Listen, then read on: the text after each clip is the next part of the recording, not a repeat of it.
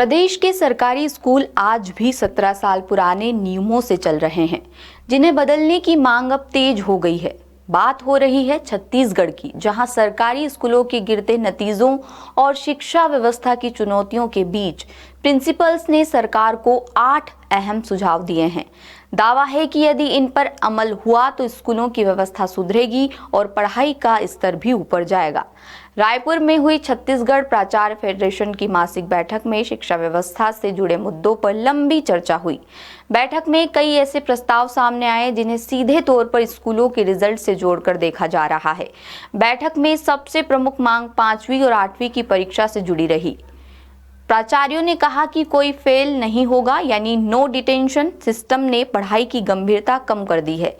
विद्यार्थियों पर अब परीक्षा का दबाव नहीं रहता, इसका असर आगे की कक्षाओं में दिखाई देता है। इसलिए नो डिटेंशन पॉलिसी खत्म करने की मांग रखी गई।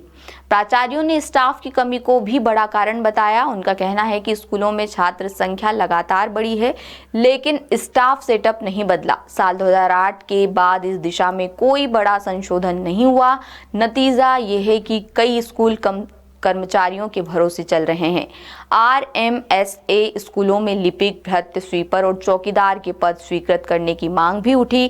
प्राचार्यों का तर्क है कि सहायक स्टाफ नहीं होने से शिक्षकों और प्राचार्यों पर अतिरिक्त बोझ पड़ता है। इसका सीधा असर शैक्षणिक गतिविधियों पर पड़ता है। बैठक में परीक्षा संचालन को लेकर भी असंतोष दिखा। प्राचार्यों ने कहा कि तिमाही, छमाही और स्थानीय परीक्षाओं के आयोजन का अधिकार पहले की तरह उन्हें दिया जाना चाहिए। इससे स्कूल स्तर पर बेहतर निगरानी और जवाबदेही तय होगी। स्वामी आत्मानंद उत्कृष्ट विद्यालयों को लेकर भी कई प्रस्ताव आए।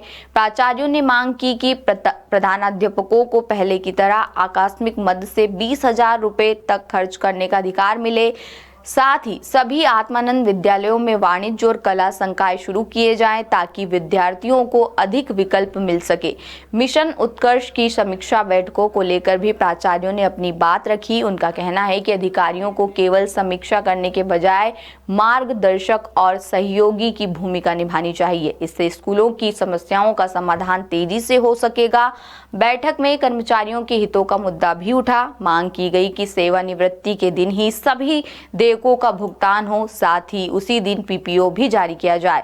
इससे कर्मचारियों को दफ्तरों के चक्कर नहीं लगाने पड़ेंगे। बैठक के एंड में प्राचार्य फेडरेशन ने सरकार और शिक्षा विभाग से इन सभी मांगों पर जल्द फैसला लेने की अपील की। फेडरेशन का मानना है कि स्कूलों की असली जरूरतों को समझकर फैसले लिए गए सिर्फ व्यवस्था ही नहीं सुधरेगी, बल्कि आने वाले सालों में बोर्ड परीक्षाओं के नतीजे भी बेहतर दिखाई देंगे। लेटेस्ट,